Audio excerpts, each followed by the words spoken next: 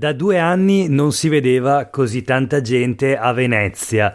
Nel fine settimana numeri record per il primo grande evento senza obbligo di mascherina dopo i 60.000 arrivi conteggiati sabato. Ieri Venezia ha fatto il bis con 55.000 ingressi, per un totale quindi di 115.000 accessi al primo carnevale veneziano che ritorna ai livelli pre-Covid. E questo è Sveglia Veneto, il primo podcast dedicato all'informazione vista da Nord-Est. Oggi è lunedì 14 febbraio 2022, San Valentino.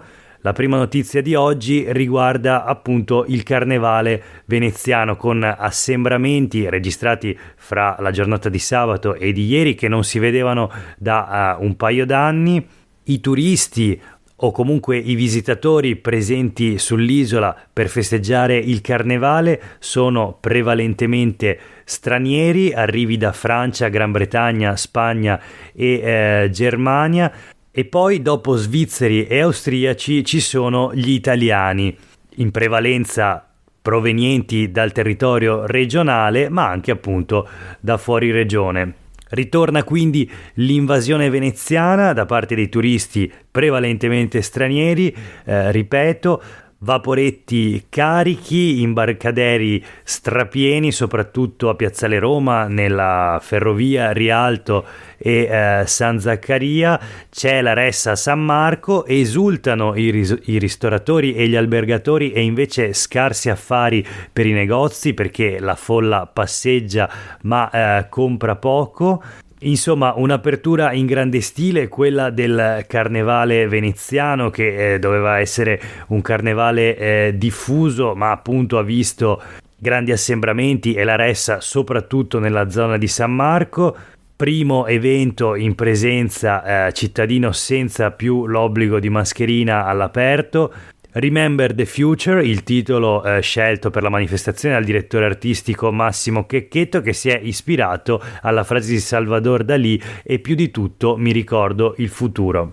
Un futuro che ritorna quindi con tutte le sue contraddizioni: da un lato l'isola che torna alla vita, alla festa del carnevale, e dall'altro appunto questi flussi turistici provenienti prevalentemente dall'estero che si portano dietro tutta una serie di disagi legati soprattutto ai trasporti pubblici che vanno sotto stress e anche alla vivibilità stessa dell'isola di Venezia.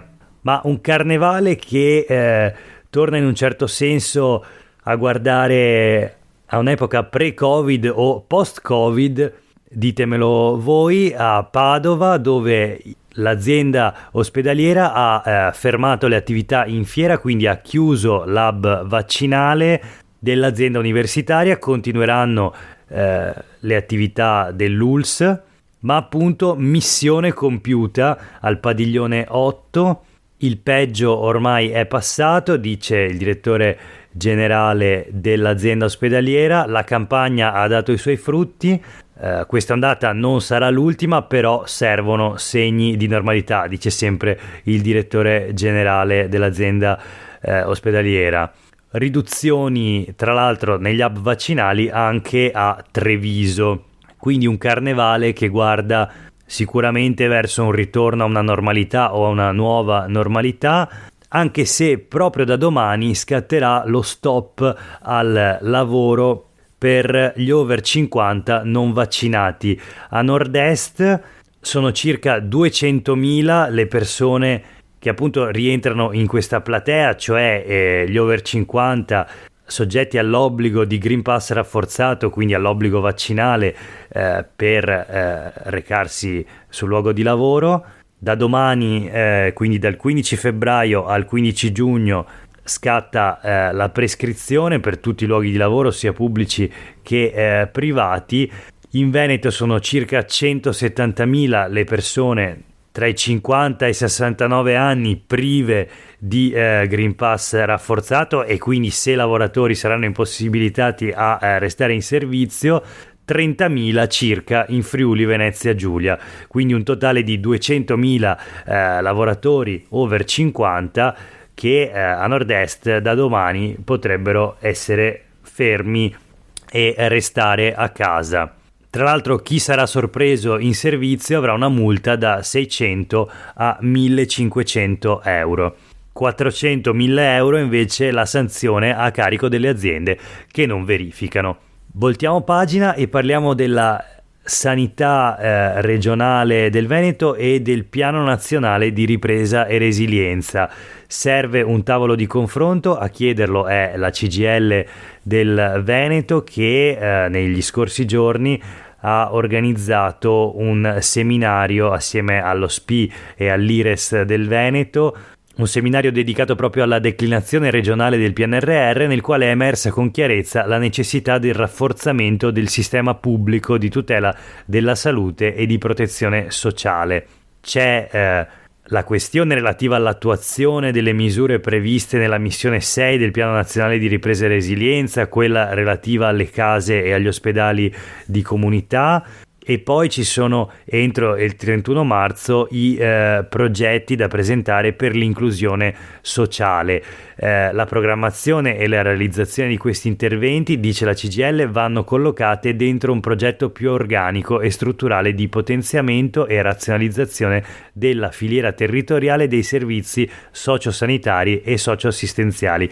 Quindi alla Regione la richiesta di un tavolo di confronto con l'assessore alla sanità Manuela Lanzarin, l'abbiamo chiesto già fin da novembre 2021, dice il sindacato, che ricorda che al Veneto, al nostro territorio, sono già attribuiti 108 milioni per i progetti di inclusione statale, 583 milioni per la tutela della salute e altre centinaia di milioni di euro per la rigenerazione urbana, per il rafforzamento dei servizi educativi, oltre a quasi 70 milioni per la connettività di scuole e strutture sanitarie. Tutti fondi nazionali che ora la Regione dovrà in qualche modo investire e mettere a servizio effettivamente dei cittadini. Insomma, una questione su cui molto probabilmente un tavolo con il sindacato potrebbe essere utile è quella relativa ai corsi per gli operatori sociosanitari. E qui sui quotidiani di oggi c'è una notizia veramente incredibile che riguarda gli stranieri che volevano partecipare a questi corsi per appunto gli OS, ma sono stati respinti. La colpa è di una burocrazia davvero cieca, in questo caso una burocrazia regionale. Pensate che su 1950 posti disponibili ben 700 sono andati deserti. Ed è un disastro, questo un vero dramma per gli ospedali e le RSA, le case di riposo, le strutture per anziani del Veneto, perché in queste strutture, quindi tra la sanità e le case di riposo, sono tantissimi i professionisti che mancano, un buco di 2000 operatori sociosanitari. Sono stati attivati quindi questi corsi per 1950 operatori, ma ben 700 sono andati deserti. E appunto dei 1200 che si sono iscritti ai corsi per diventare operatori sociosanitari, ricordo il requisito è il possesso della licenza media.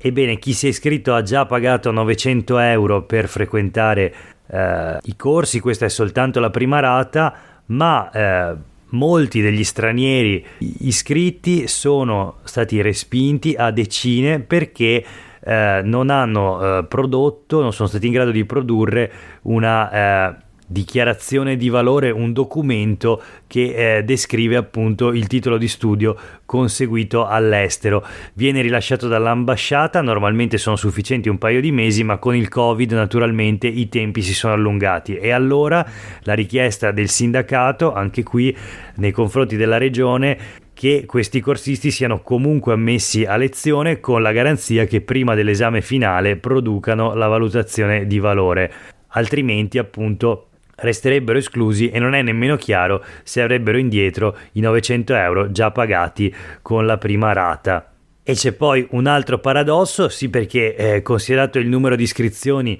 nettamente inferiore al ai posti disponibili in totale, la regione è già corsa ai ripari prevedendo una nuova selezione per attivare 10 corsi ulteriori oltre ai 30 già partiti, quindi per arrivare a 40 totali, comunque 25 in meno rispetto ai 65 che erano stati fissati inizialmente sulla base delle necessità. In coda alla puntata di oggi abbiamo 2 notizie flash: l'aumento delle rette per asili e scuole private, una crescita del 10-15%, si difendono appunto le scuole private dicendo di essere costrette dal caro bollette, un aumento fino a 15 euro al mese per ogni allievo. La notizia riguarda le 195 scuole private presenti sulla provincia, nel territorio della provincia di Padova, scuole per lo più appartenenti alle realtà parrocchiali, 18.000 allievi e quindi 18.000 famiglie che sarebbero interessate da questi aumenti. Infine le ciclovie, un piano nazionale da 37 milioni di euro per un turismo a 2 ruote in Veneto. Sono state individuate ben 5 piste di interesse nazionali, la ciclovia adriatica che corre appunto lungo la costa, poi c'è la ciclovia del Garda, quella del Sole che congiunge Verona a Firenze, poi la Trilive che è la Trieste-Venezia e poi la ciclovia Vento Venezia-Torino che dalla Foce del Po risale fino appunto al capoluogo piemontese. Insomma, la regione incassa questi 37 milioni di euro che arrivano da Roma e adesso dovrà realizzare nel concreto questa piattaforma strategica per la mobilità sostenibile, questa rete di ciclovie e di altri percorsi lenti che sono ancora in piena fase di sviluppo. Per oggi è davvero tutto, grazie per aver ascoltato Sveglia Veneto. Da Jack Calcetto una buona giornata a tutte e tutti voi.